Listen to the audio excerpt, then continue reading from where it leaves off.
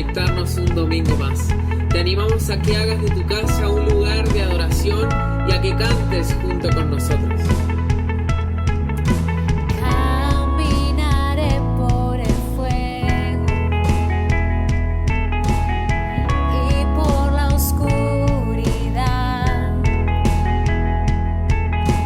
Caminaré por las aguas y no me vencerán, y no me vencerán. Caminaré por las pruebas y el valle del temor. Yo caminaré en la tormenta y no me vencerán, y no me vencerán. Dios es fiel, Él puede, es más grande que el gigante que pueda enfrentar. Por siempre firme estaré, pues solo Dios en el trono está. Vamos, iglesia, a alabar y adorar a Dios en esta mañana. Cantamos Caminaré en tus promesas. Caminaré en tus promesas y en tu victoria andaré. Oh, yo caminaré con tus fuerzas y no me vencerán, y no me vencerán. Dios es fiel, Él puede, es más grande que el gigante que pueda enfrentar.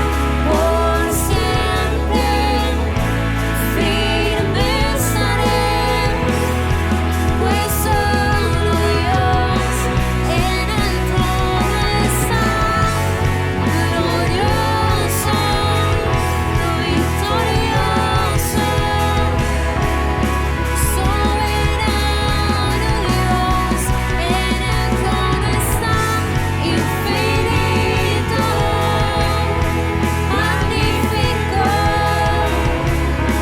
sobre todo Dios en el trono está. Glorioso, victorioso, soberano Dios en el trono está. Infinito, magnífico, sobre todo Dios.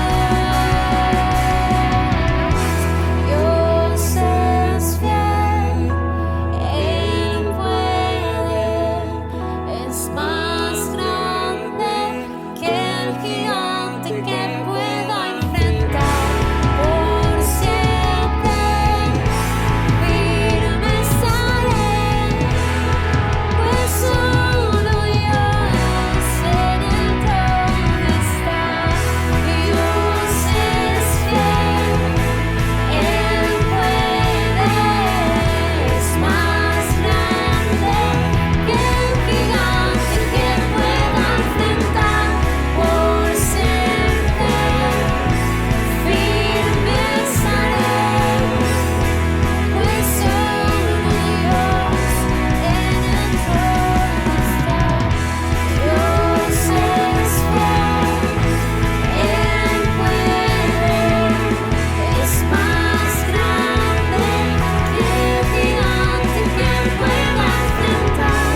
Por siempre firme estaré, pues solo Dios en el trono está.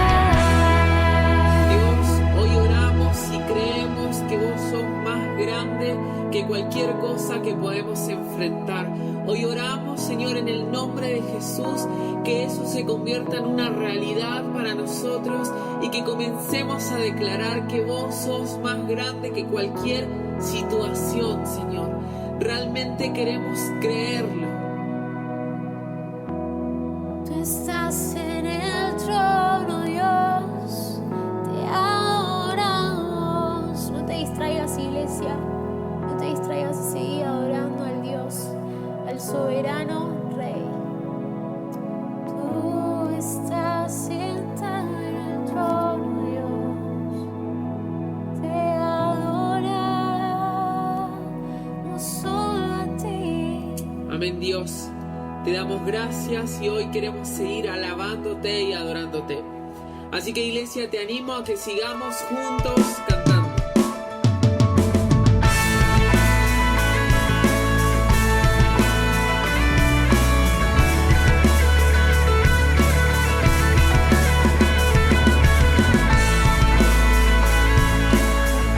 Vamos a decir juntos: Él viene con poder.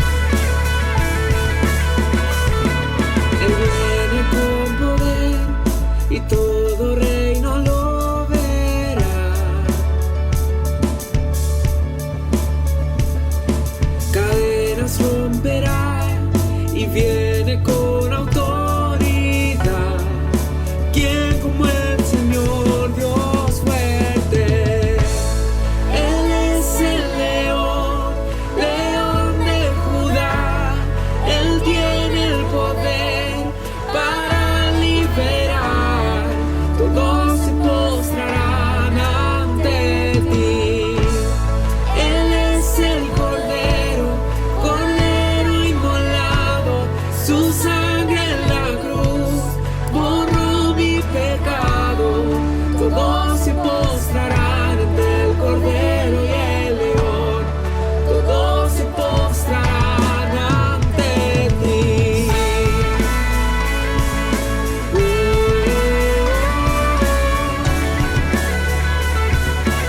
Abrid las puertas hoy al Rey de Reyes y Señor, el Dios de salvación, el Dios de salvación, vino a darnos libertad. ¿Quién como el Señor, Dios fuerte? Él es el león, león de Judá. Él tiene el poder para liberar. Todos se postrarán ante ti. Él es el Cordero, Cordero inmolado. Su sangre en la cruz borró mi pecado. Todos se postrarán ante el Cordero y el León. Todos se postrarán ante ti. Todos se postrarán. Cantemos juntos, iglesia. ¿Quién como el Señor, Dios fuerte? ¿Quién como el Señor? ¿Y quién como el Señor, Dios fuerte? ¿Quién como el Señor? ¿Y quién como el Señor, Dios fuerte? ¿Quién como el Señor? ¿Quién como el Señor, Dios fuerte? ¿Quién como el Señor?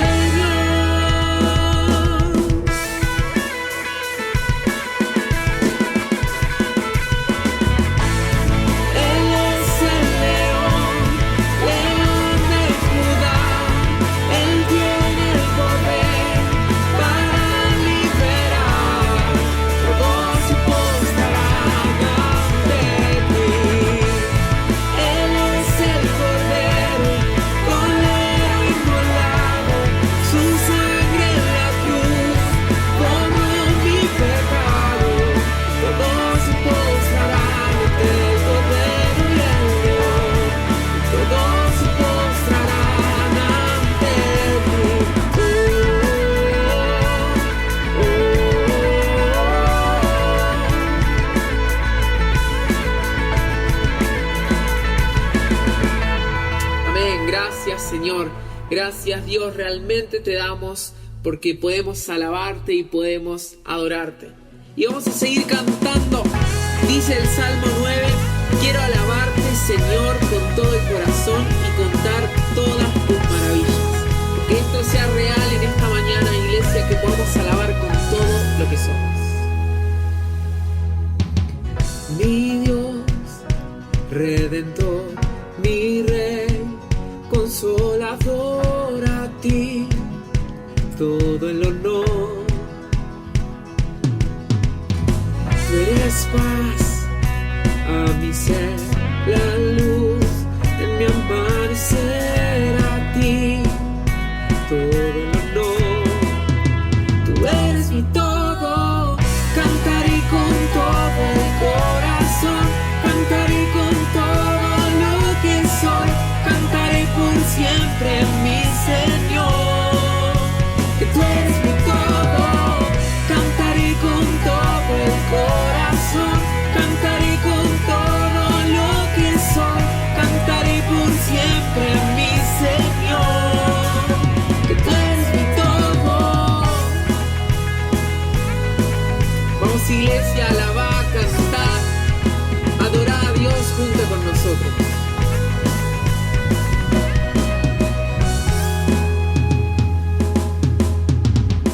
Eres paz a mi ser, la luz en mi amanecer, a ti todo el honor.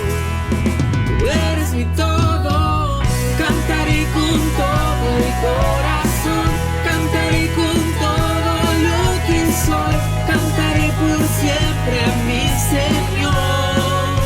Que tú eres mi todo, cantaré con todo el corazón, cantaré con todo lo que soy, cantaré por siempre mi Señor. Que tú eres mi todo.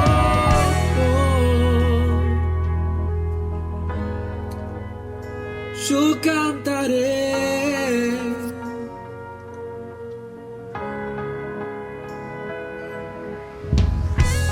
Mi Jesús, por ti siempre viviré y por siempre cantaré que tú eres mi todo. Mi Jesús, por ti siempre viviré y por siempre cantaré que tú eres mi todo. Cantaré con todo el corazón, cantaré con todo lo que soy, cantaré por siempre mi Señor. Que tú eres mi todo. Cantaré con todo el corazón, cantaré con todo lo que soy, cantaré por siempre mi Señor. Que tú eres mi todo.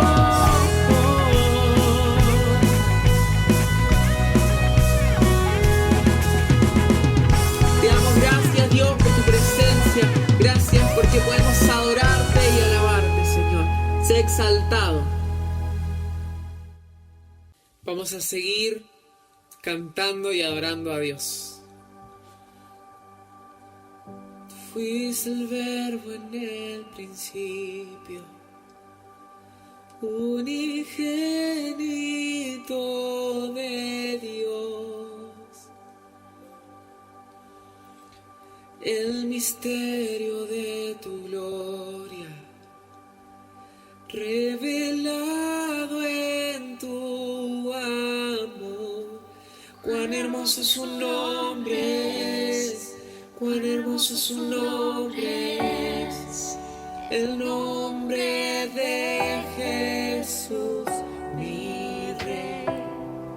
Cuán hermoso su nombre es, nada se iguala a él. Cuán hermoso su nombre es, no hay otro nombre.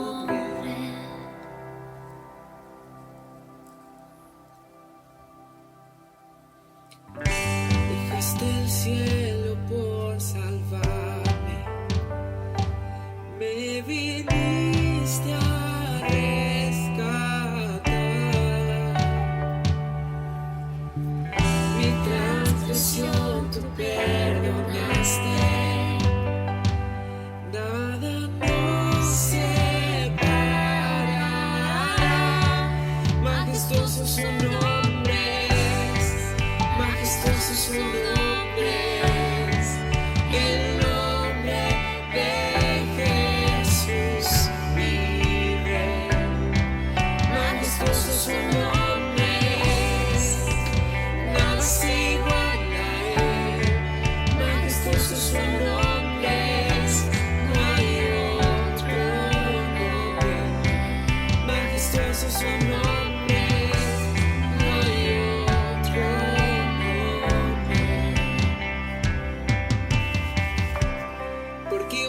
inquietarme? ¿Por qué me voy a angustiar?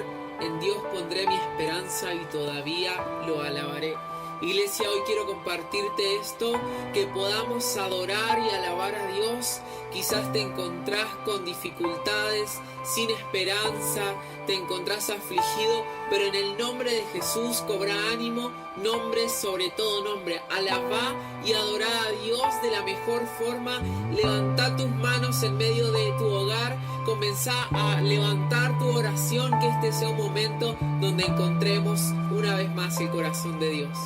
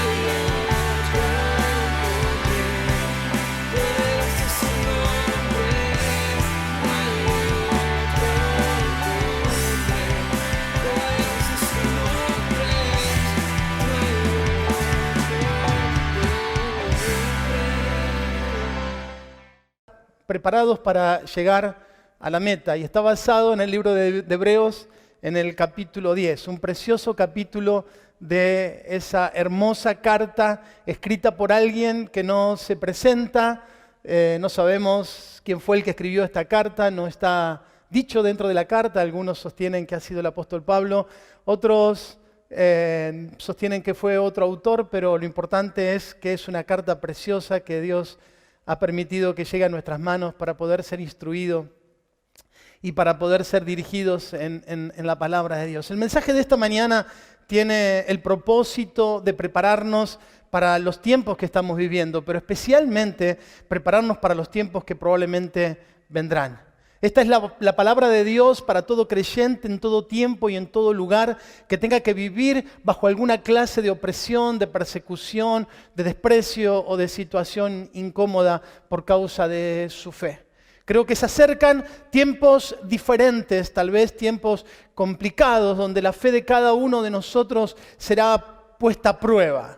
Y espero de todo corazón que cada uno de nosotros esté preparado para hacerle frente a las pruebas que vendrán, probablemente con total convicción. La semana pasada pudimos meditar sobre la perseverancia y la preservación de los santos. La perseverancia en cuanto a nosotros en mantenernos en la fe, y la preservación, el compromiso del Señor de sostenernos, de guardarnos, de conservarnos hasta el tiempo de la manifestación de su gloria.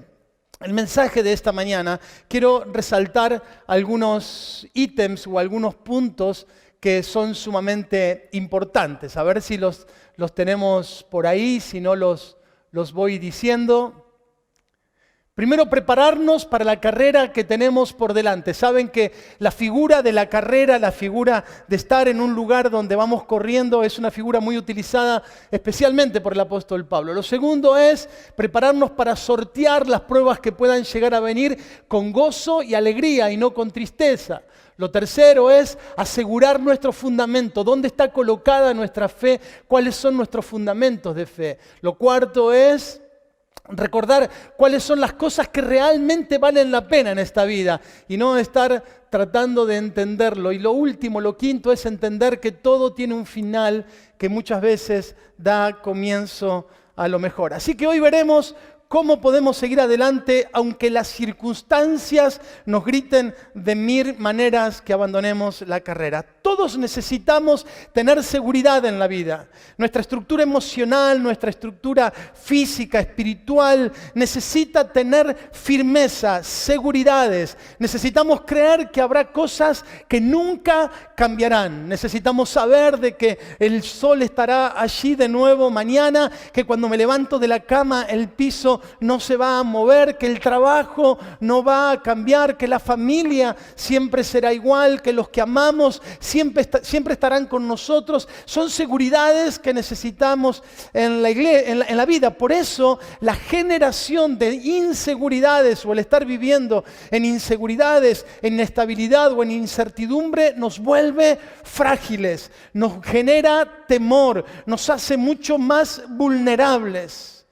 Sin embargo, si somos sinceros, tenemos que reconocer que muy pocas cosas en la vida son permanentes y estables. Regularmente las cosas van cambiando. Y si usted no me cree, agarre una foto suya de hace 15 años atrás y usted va a decir, wow, y compárela con el espejo y va a decir, wow, qué cambiado que estoy.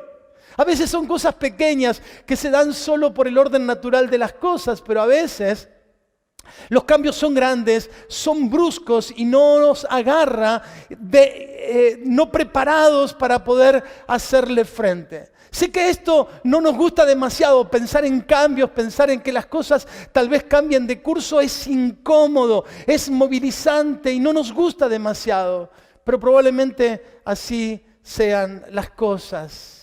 El problema es cuando la búsqueda de la estabilidad o la búsqueda de la seguridad la buscamos en lugares que no nos pueden brindar seguridad y al moverse estas cosas ponen en jaque nuestras convicciones más importantes, aquellas que sí valen la pena o aquellas en las que sí vale la pena poner nuestra esperanza. Algunos dicen, quiero asegurarme el futuro, por eso hago esto y aquello. Y mi pregunta es, ¿de qué manera podemos asegurarnos el futuro? ¿Acaso alguien puede dar seguridad de su propio futuro o el de futuro de alguien? Alguien dice, no quiero que el futuro me agarre de sorpresa. Y yo digo que está bien el ser previsor, está bien el poder ahorrar, está bien el poder manejar ciertos elementos que nos permitan de alguna manera poder prepararnos para lo que supuestamente vendrá. Sin embargo, ninguno de nosotros puede asegurar que viene hacia el futuro. Y de esto quiero hablar en esta mañana. A lo largo de la historia, los creyentes en general han tenido que estar preparados para hacerle frente a innumerables cambios repentinos que le ofrecía el contexto en el que se encontraban. Cambio de lugar, cambio de ciudad, cambio inclusive de continente. Mucha de la migración del norte del continente de América se produjo a través de cursos migratorios que se produjeron por causa de la persecución en Europa de los creyentes. Dejar todo para poder seguir amando y adorando al Señor. Por eso el creyente en ciertos contextos debía estar preparado para los cambios repentinos, inclusive muchas veces para ser despojado de todo aquello que le brindaba seguridad, de sus bienes, de sus casas y de sus propios trabajos. Esto es porque sin lugar a dudas las ideologías o los poderes imperantes en cada etapa de la historia aún estos poderes que siguen siendo vigentes, ven a los creyentes o al cristianismo como enemigos que hay que hacer desaparecer. Durante varios periodos de la historia, la persecución fue dura, fue cruenta, llevó a los creyentes a las cárceles y algunos de ellos inclusive fueron llevados a la hoguera o a la horca. Algunos inclusive quisieron decir o se atrevieron a decir que la iglesia o los creyentes estaban aniquilados y sacados por completo de la historia de la humanidad. Sin embargo, la historia o el Señor revirtió este veredicto para demostrar que la iglesia siempre permanecerá firme y estable. Por eso quiero que veamos Hebreos capítulo 10, una carta dirigida a un grupo de hebreos, por eso se llama Carta a los Hebreos, hebreos convertidos al Evangelio que habían tenido que pasar por distintas situaciones difíciles por causa de su fe. Dice Hebreos capítulo 10, versículo 32 al 39, quiero que lo vean todo. Dice, pero traed a la memoria los días pasados en los cuales, después de haber sido iluminados, sostuviste gran combate de padecimientos. Por una parte, ciertamente con vituperios y tribulaciones fuiste hecho espectáculo. Y por otra, llegasteis a ser compañeros de los que estaban en una situación semejante. Porque de los presos también os compadecisteis y el despojo de vuestros bienes sufristeis con gozo, sabiendo que tenéis en vosotros una mejor y perdurable herencia en los cielos. No perdáis pues vuestra confianza, que tiene grande galardón, porque os es necesaria la paciencia, para que habiendo hecho la voluntad de Dios obtengáis la promesa, porque aún un poquito y el que ha de venir vendrá y no tardará, mas el justo vivirá por fe. Y si retrocediere, no agradará a mi alma. Pero nosotros no somos de los que retroceden para perdición, sino de los que tienen fe para preservación del alma. Amén. Primero quiero ver los versículos del 32 y 33, la primera parte. Dice, pero traed a la memoria los días pasados en los cuales después de haber sido iluminados, sostuviste gran combate de padecimientos. Por una parte, ciertamente con vituperios y tribulaciones, fuiste hechos espectáculo público. En primer lugar, el escritor de la carta le dice, es necesario que recuerden los tiempos pasados, traigan a la memoria los días del pasado. Nuestra mente, la mente de cada uno de nosotros está llena de recuerdos. Algunos de ellos son fáciles de recordar, otros no son tan fáciles, pero nuestra mente está llena de recuerdos. Y estos recuerdos se dividen regularmente o básicamente en dos tipos de recuerdos. Los recuerdos hermosos, la crianza, los que somos papá, la crianza de nuestros hijos, cuando nuestros hijos nacieron, cuando nuestros hijos aprendieron a caminar, cuando comenzaron a andar en bicicleta. Esos primeros recuerdos de nuestros niños son sumamente placenteros, son recuerdos que cada vez que lo traemos a la conciencia nos producen emociones sumamente preciosas. Esos viajes que hicimos con la familia, o yo como pastor, esas conversiones de creyentes, de personas que vinieron a los pies del Señor en una condición tal vez no buena y después de conocer al Señor sus vidas fueron cambiadas. Recuerdos buenos, pero también en la mente tenemos recuerdos dolorosos, esa traición, esa pérdida, esa situación difíciles que pasamos. Por eso es importante la administración de nuestros recuerdos. Dice la palabra de Dios que siempre debemos de hacer el esfuerzo de pensar en lo correcto. Ahora, el apóstol que escribe esta carta, o quien escribe esta carta, le dice a los hebreos, quiero que traigan a la memoria los tiempos pasados cuando fueron iluminados. Y dos o tres cosas rápidas que me vienen de esta expresión. Lo primero, que si fueron iluminados es porque vivían en oscuridad. Necesitaban ser iluminados. Así que lo que está diciendo el apóstol o quien escribe la carta es, recuerden de dónde los sacó el Señor. Un día ustedes caminaron en oscuridad, pero la luz del Señor llegó a sus vidas para salvarlos. Es bueno que cada uno de nosotros recordemos lo que éramos antes de conocer al Señor, lo que somos ahora, aquellos que venimos de una vida o de una parte de nuestra vida sin Cristo. Con Guadalupe regularmente hablamos acerca de esto. ¿Qué hubiera sido de nuestras vidas, como dice aquella canción, si el Señor no hubiera aparecido en nuestras vidas y en nuestra familia? ¿Dónde estaríamos? Y eso nos hace llenar de gratitud. Así que le dice, quiero que recuerden después de que fueron iluminados. Y la observación que esperaríamos de este versículo sería cuán bendecidos fueron, cómo toda la vida se les solucionó, cómo todas las cosas cambiaron para bien. Sin embargo, el texto no dice eso. Dice, cuando fueron iluminados, sostuvieron muchas pruebas y padecimientos. Y es aquí donde quiero entrar el mensaje de esta mañana. Probablemente la carta se haya escrito en una de las persecuciones más duras que recibió la iglesia del primer siglo, la iglesia del emperador Claudio. Este expulsó de Roma a todos los judíos y a todos los creyentes, y el que no se quería ir lo pasaba por la horca o lo pasaba por la hoguera, directamente lo mataba. Así que la gente no le quedaba otra opción que agarrar lo poquito que podía llevar encima y salir corriendo de Roma antes que el emperador lo pudiera apresar. En Hechos capítulo 18 se habla un poquito acerca de esto en la historia de Aquilas y Priscila, dos personajes del libro de los Hechos. Ahora, me llama mucho la atención las palabras o los calificativos que utiliza el escritor para referirse a la situación que estos habían vivido. Dice que recibieron padecimientos. Esto significa una agonía, un sufrimiento profundo pero interno, un sufrimiento silencioso, un sufrimiento que no podía compartirse. Por eso le dice, tengan en cuenta cuando fueron iluminados esto, porque una fe verdadera tiene que estar basada en convicciones y no en los beneficios que el Evangelio pueda proveerme a nivel terrenal. Y voy a avanzar un poquito más sobre esto más adelante. Lo segundo que dice acerca de lo que recibieron es vituperios. La palabra vituperio significa insultos, injurias, afrentas, mentiras, difamaciones, calumnias, falsas acusaciones. De hecho, dicen los historiadores que era de tal magnitud la persecución de esos primeros siglos, de ese primer siglo a la iglesia, y las cosas que se inventaban sobre la iglesia para perjudicarla y ganarse o proveer la enemistad del resto del pueblo, que se los acusaba de comerse a los niños.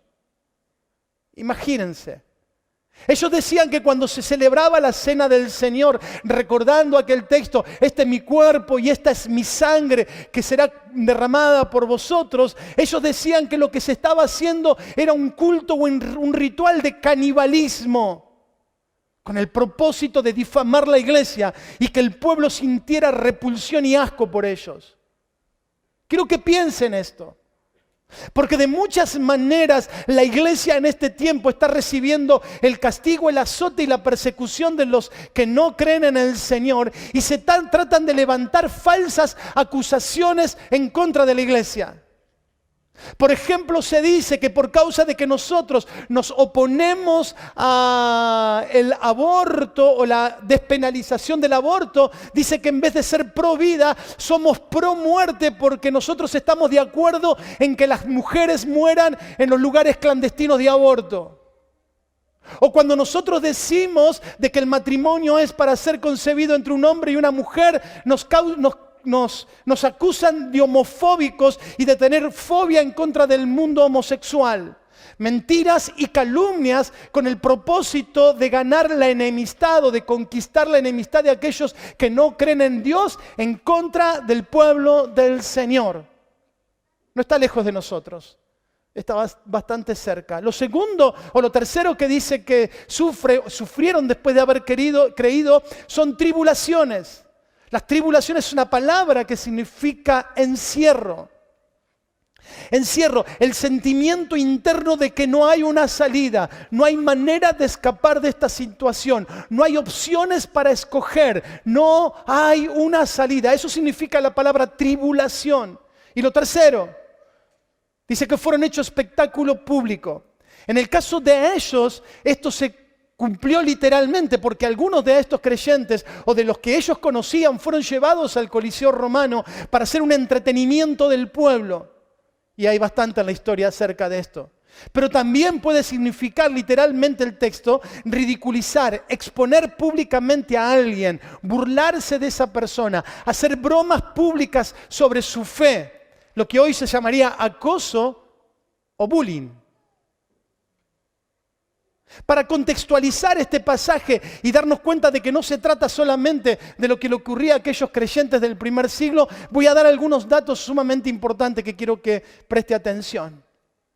En este momento existen en el mundo más de 50 países donde nuestros hermanos, los creyentes, sufren una persecución directa. 260 millones de creyentes, en este momento 260 millones de creyentes no están pudiendo celebrar sus cultos como nosotros por causa de la persecución política. 1 de cada 8 creyentes en el mundo no puede tener libertad para expresar su fe. 100.000 cristianos son asesinados cada año en el mundo por causa de su fe. Un creyente cada 5 minutos. En el siglo XX hubo más mártires cristianos por causa de su fe, y esta frase la voy a repetir varias veces, que en el resto de la historia de la iglesia. Esto no ocurre solamente en los países islámicos, que son muy violentos en combatir cualquier otro tipo de creencia, sino también en gobiernos totalitarios como China, como Corea del Norte, como Nepal, como Bangladesh o alguno de esos países. Los cristianos tienen en este tiempo, nuestro tiempo, la mayoría de los cristianos o un alto porcentaje de los cristianos tienen sus libertades limitadas para expresar su fe. Se mira en Europa las corrientes migratorias de Asia y de África, casi siempre atribuidas a cuestiones políticas. Sin embargo, hay muchas corrientes migratorias que se producen por causa de la persecución religiosa. Hoy, en nuestro tiempo, en África y en Asia, los creyentes se les está quemando las casas, se están derribando iglesias, prendiendo fuego y asesinando creyentes, y nosotros muy poco sabemos acerca de eso. Solamente para contextualizarlo en América Latina, en México, especialmente en los estados del sur, en Chiapas, por ejemplo, los cristianos son maltratados, expulsados y aún asesinados por confesar a Cristo. Nosotros conocimos una familia que se graduó junto con nosotros del seminario bíblico allí en Guatemala, y ellos se fueron a vivir al sur de México a establecer una iglesia. A los pocos meses nos dijeron que tuvieron que abandonar la ciudad y todo lo que tenían porque habían sido amenazados ellos y su familia de muerte por causa de su fe. Hoy, esto es hoy. En Colombia hay regiones tomadas por los cárteles de la droga, donde los cristianos son perseguidos y asesinados por ser contrarios o enemigos a los intereses que ellos tienen. Porque los cristianos tratamos de ayudar a la gente a vivir sin droga, ayudamos a la gente a vivir libre de cualquier pecado, y dice, son enemigos de nuestros fines. Así que se incendian las iglesias, se asesinan a los cristianos y se los persigue implacablemente. Todo esto se terminaría si tan solo ellos dijeran, negamos a Cristo, no queremos seguir a Cristo. Evidentemente, cuando uno analiza esto, hay algo más que una cuestión religiosa. Hay algo mucho más fuerte detrás que intereses económicos, ideológicos, políticos o culturales. Algo más hay detrás de esto. Y el apóstol Pablo, escribiéndole a los Efesios en el capítulo 6, les dice, recuerden que vuestra lucha no es contra carne y sangre, contra hombres, sino que vuestra lucha es contra seres espirituales de maldad.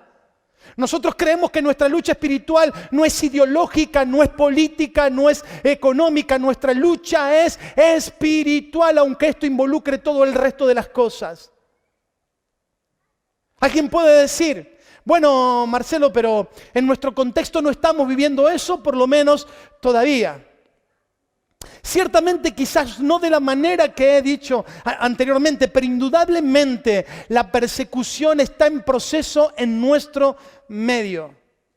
La ONU declaró antes de la pandemia, esto lo dije en un mensaje y lo vuelvo a repetir para recordarlo. En el mes de enero, la ONU declaró al cristianismo, lo declaró como enemigo de los derechos humanos porque no está de acuerdo con el aborto legal ni tampoco está de acuerdo con el matrimonio igualitario. Dice, la iglesia es el peor enemigo para los derechos humanos en este tiempo.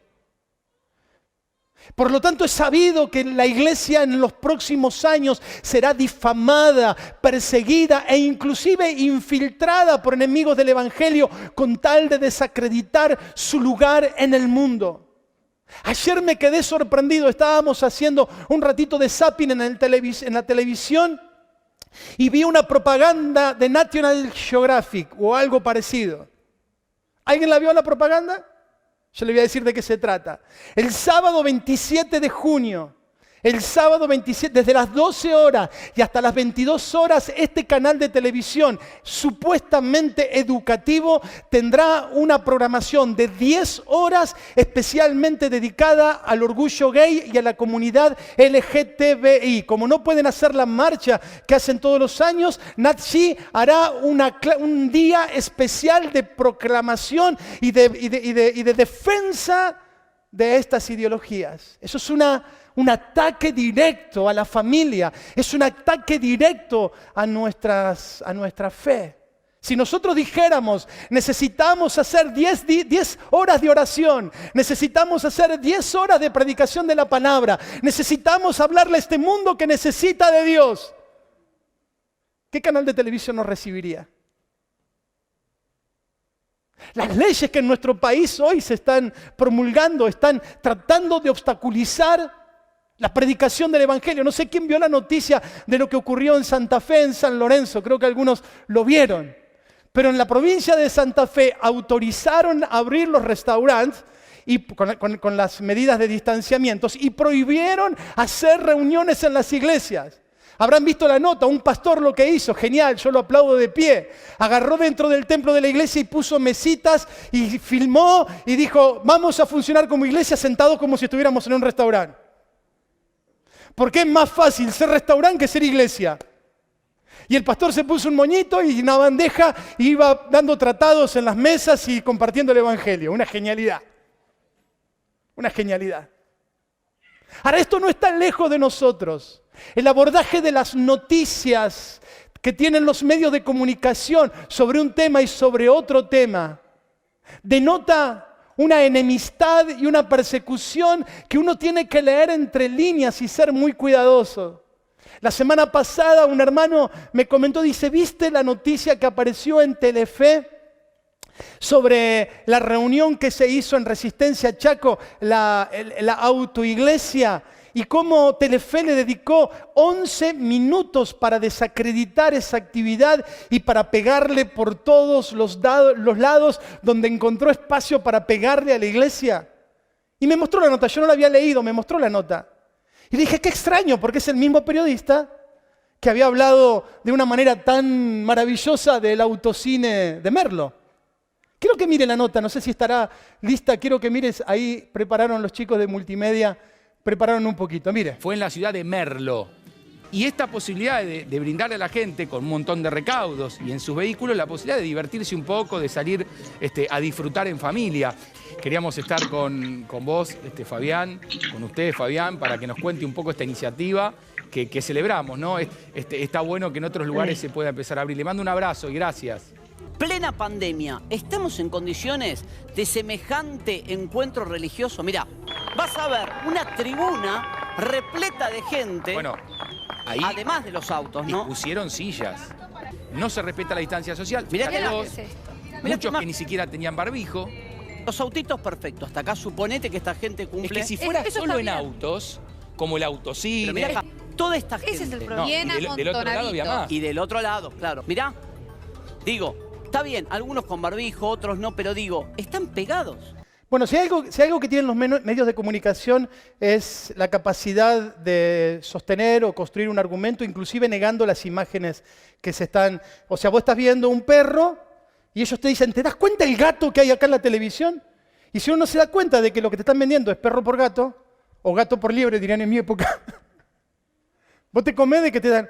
Yo me dediqué a mirar esta nota porque ellos dicen y sostienen de que hay gente sin barbijo y que hay gente que no está teniendo el distanciamiento. Si uno mira la nota, usted puede mirar la nota porque esto está público en YouTube, usted puede darse cuenta que no hay una sola persona que no tiene barbijo, no hay una sola persona que no tiene barbijo, y la cantidad de gente que hay alrededor de los autos es gente que probablemente ujieres y gente que acomodó los autos y que por la cantidad de autos que había un poco más de gente que la que hubo en el autocirco. Cuando uno mira la nota del autocirco, uno ve que alrededor de los autos hay gente de pie, seguramente de la municipalidad, seguramente de los organizadores o del circo mismo que están con barbijo, porque hace falta organizar esa actividad. Esa gente que está ahí en ese lugar está también cuidando y organizando. Y no estoy defendiendo nada, porque creo que algunas de las cosas que se hicieron en esa reunión yo no estoy de acuerdo, creo que se manejó un poquito de imprudencia. Yo estoy centrándome en cómo se manejó la nota, y una nota cuando habla, me llamó mucho la atención, cuando habla del dueño del circo, que hace un chiste, este periodista famoso, Germán Pawlowski, él dice, voy a hablar con el señor Fabián. Y le dice, señor de aquí, señor de allá. Cuando se refiere al pastor que organizó el evento, le dice Jorgito Ledesma.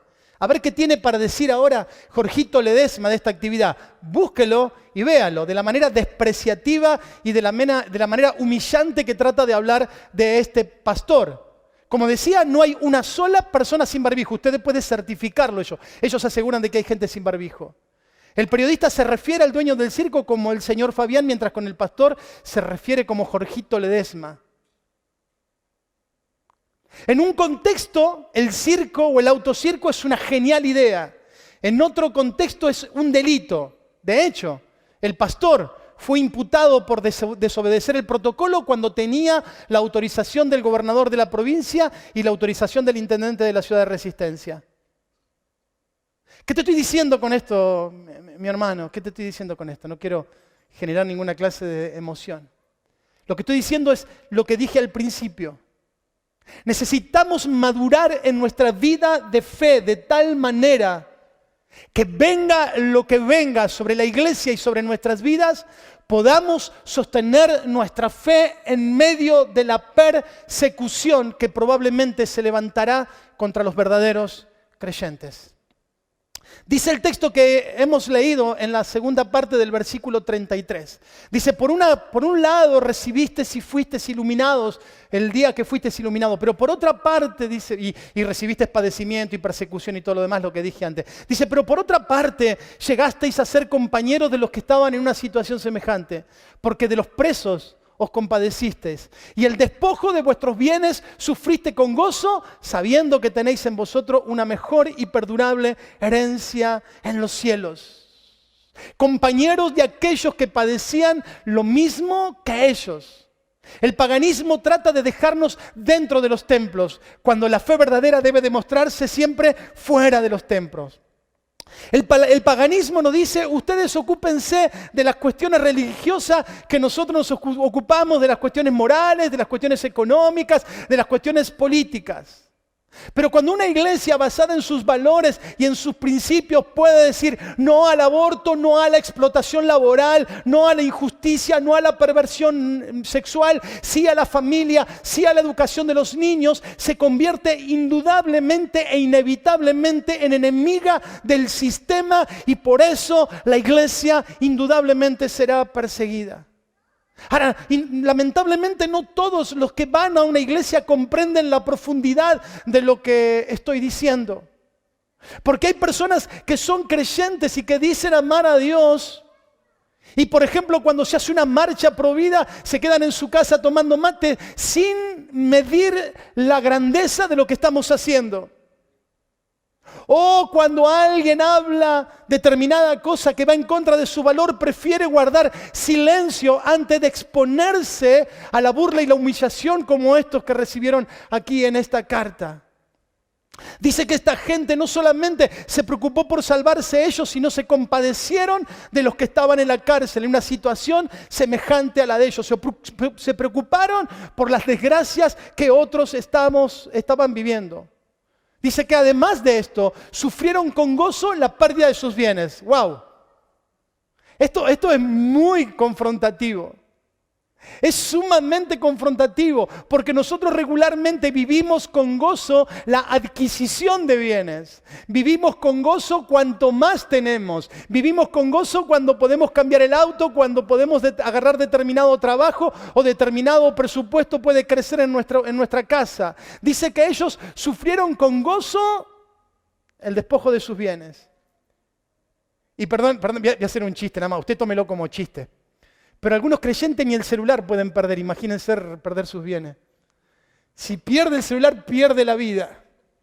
Es parte de ellos, su esencia la pierden.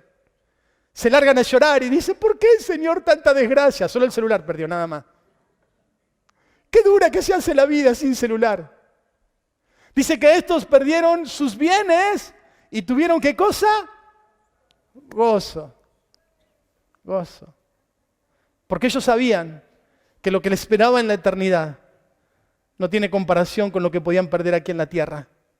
Romanos 8, capítulo 18, una carta del apóstol Pablo dice: yo tengo por cierto esto, que las aflicciones del tiempo presente no son comparables con la gloria venidera que en nosotros se ha de manifestar. Todos los creyentes necesitamos entender la grandeza de la obra de Dios para poder vivir en esta tierra con sabiduría. Si no, cualquier cosa que atente contra nuestra seguridad, directamente atentará contra nuestra fe. El Evangelio está creciendo en lugares donde la persecución es dura.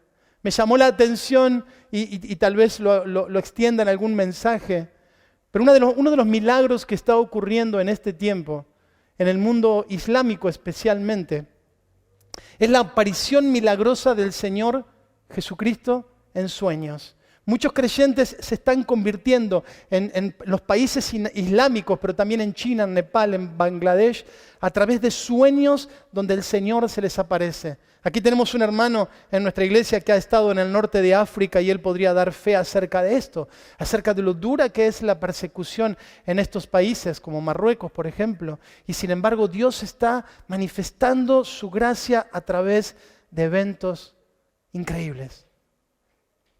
¿Es acaso una locura idealista ser capaces de renunciar o de perder las cosas que nos ofrece este mundo con tal de honrar al Señor y de alcanzar sus promesas eternas?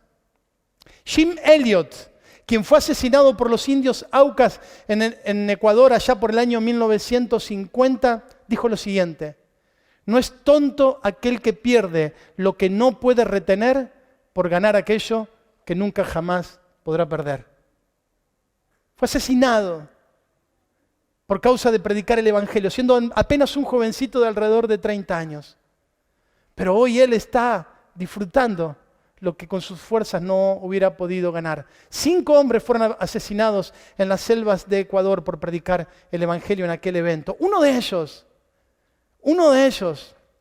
se llamaba Nate Saint. Usted dirá, ajá. Pero el hermano de este hombre, Nate, es Felipe Saint. Y usted vuelve a decir, ajá.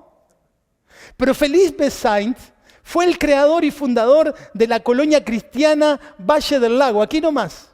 ¿Cuántos kilómetros queda, Juancho, vos que has ido 1000 veces? ¿Cuánto?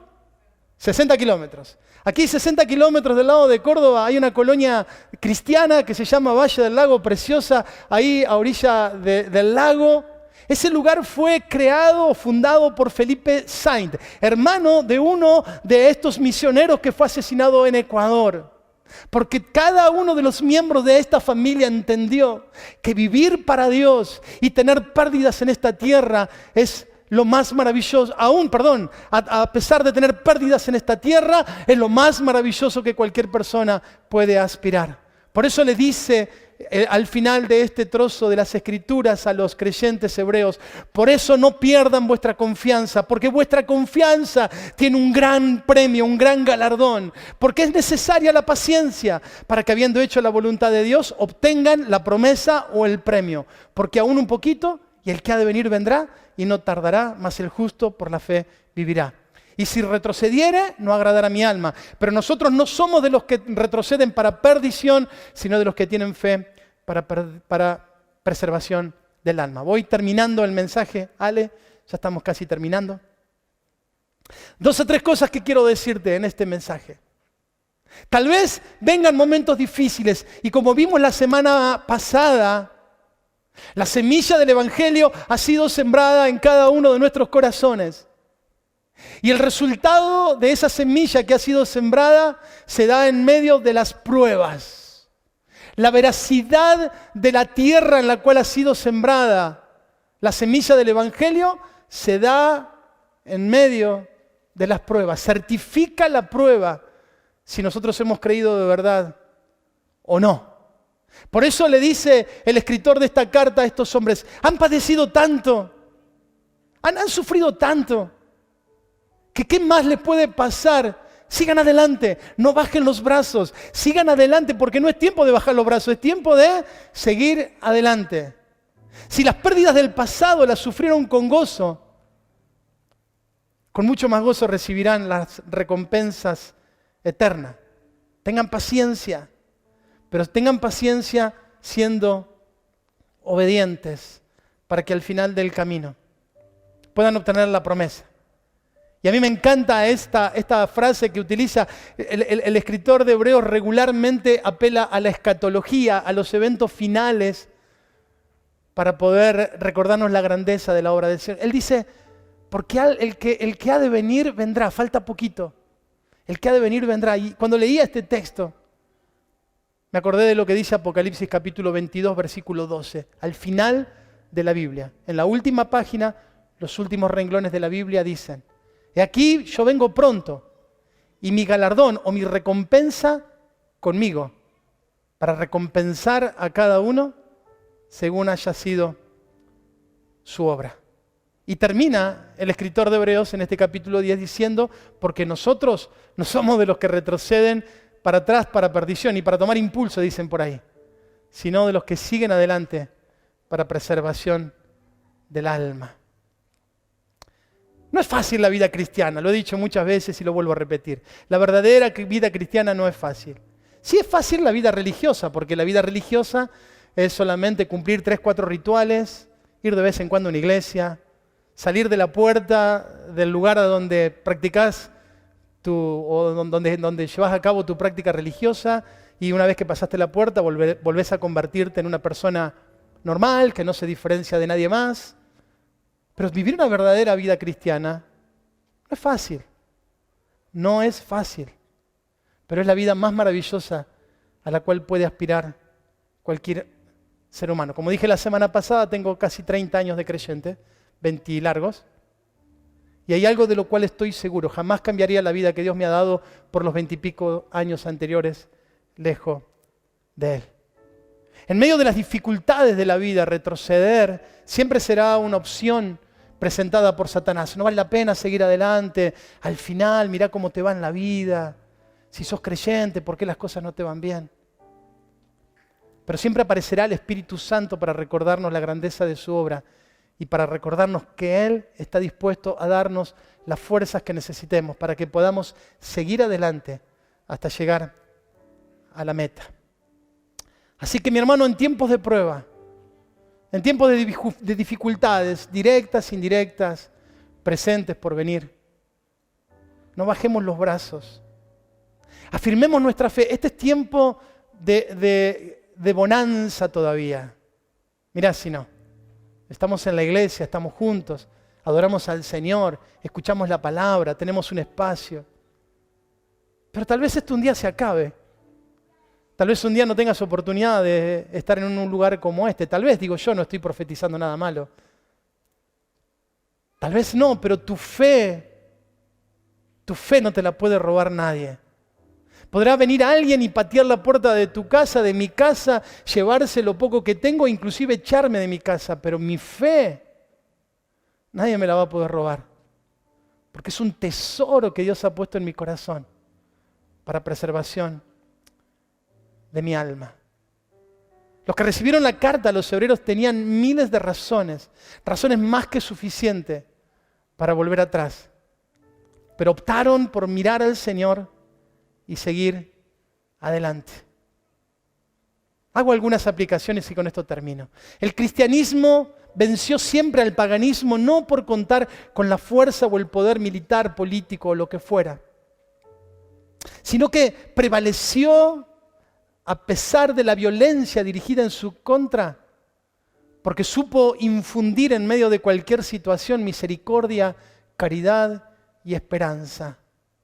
En una sociedad desprovista de estas conductas egoístas, en una sociedad sumamente egoísta que la gente piensa solamente en sí misma, la iglesia siempre se destacó por brindar un amor diferente, porque abrió sus brazos para amar cuando lo estaban insultando o agrediendo, porque tuvo una ética elevada de respeto por la vida y respeto por la creación, porque pudo demostrar amor verdadero, aunque lo más natural hubiera sido manifestar desprecio. Por eso nosotros necesitamos como creyentes regresar al modelo bíblico de la fe sencilla, de la fe que se practica en casa, en el hogar, de la oración en casa, de la lectura de la palabra, de adorar al Señor en nuestros hogares, de prepararnos tal vez para tiempos sin templo. A una fe sencilla de oración, de palabra de Dios, de alabanza, de partimiento del pan. Lugares sencillos. Por eso estamos dándole suma importancia a los grupos pequeños, que pronto esperamos que sean grupos pequeños en los hogares o debajo de un árbol o donde fuera. Necesitamos volver a la fe sencilla del Evangelio, a la fe sin glamour, sin luces, sin escenario. La fe del piso de tierra, pero que manifestaba la esencia de lo que es el Evangelio. Lo segundo es que necesitamos ser creyentes maduros, que toman decisiones maduras dentro de un tiempo extremadamente difíciles. Personas que no midan las pérdidas que puede significar continuar con su fe, sino personas o creyentes que miren lo que ganan cada vez que hablan acerca del Señor en medio de un mundo de oscuridad. Personas que valoren más lo eterno que lo terrenal. Personas fieles que estén dispuestas a serle fiel al Señor hasta las últimas consecuencias. La Universidad Nacional de los Comechingones, la universidad de nuestra ciudad, elaboró un informe sobre el impacto de la pandemia en nuestra región.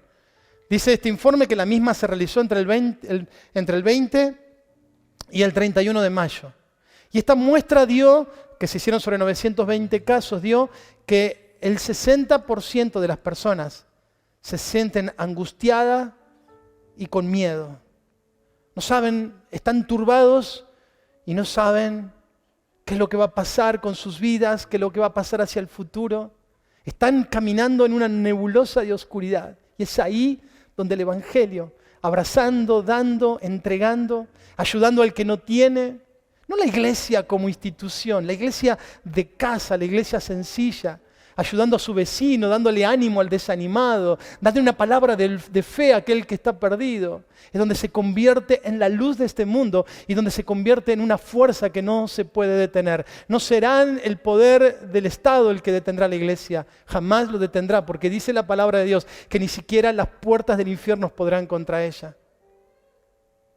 Lo hago personal y termino el mensaje.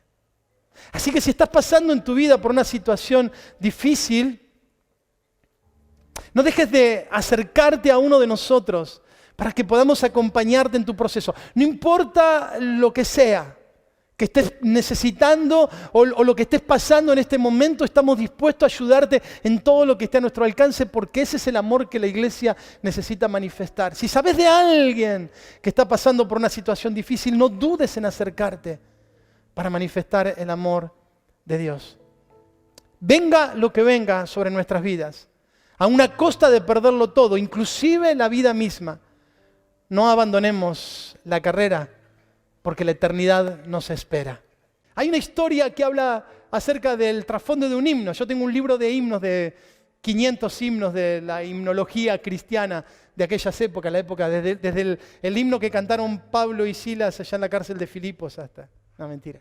Pero cada himno tiene una historia detrás. Hay un himno en particular de alguien a quien estaban por asesinar, lo tomaron en un país donde había una fuerte persecución, lo tomaron. Es una historia contemporánea, no es vieja. Lo tomaron en esa aldea donde él estaba junto a su familia y le dijeron: sabemos que sos cristiano y que estás predicando el Evangelio.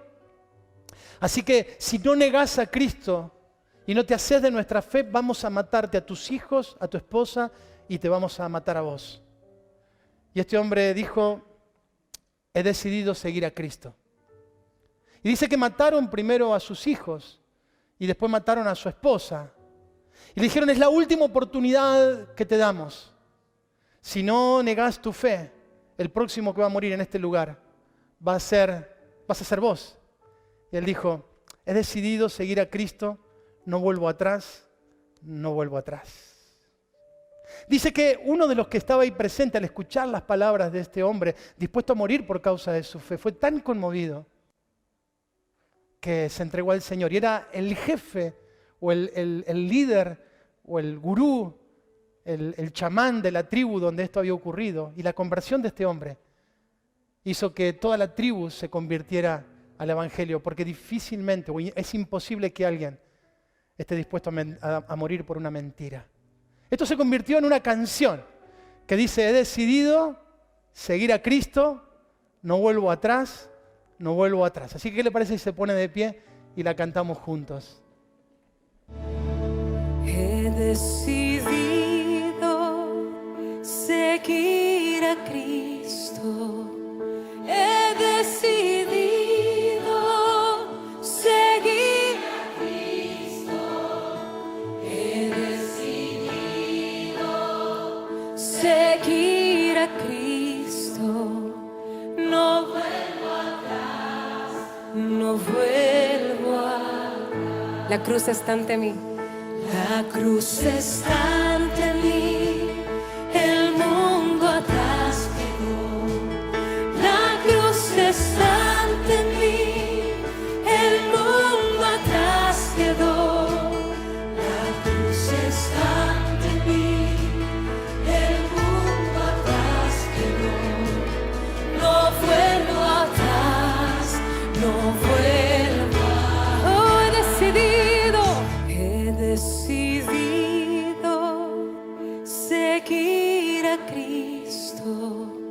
He decidido seguir a Cristo. He decidido seguir a Cristo. No vuelvo atrás, no vuelvo atrás. La cruz está ante mí. La cruz está ante mí, el mundo atrás quedó. La cruz está ante mí, el mundo atrás quedó. La cruz está ante mí, el mundo atrás quedó. No vuelvo atrás, no vuelvo atrás. Oh, he decidido seguir a Cristo. Yo he decidido seguir a Cristo.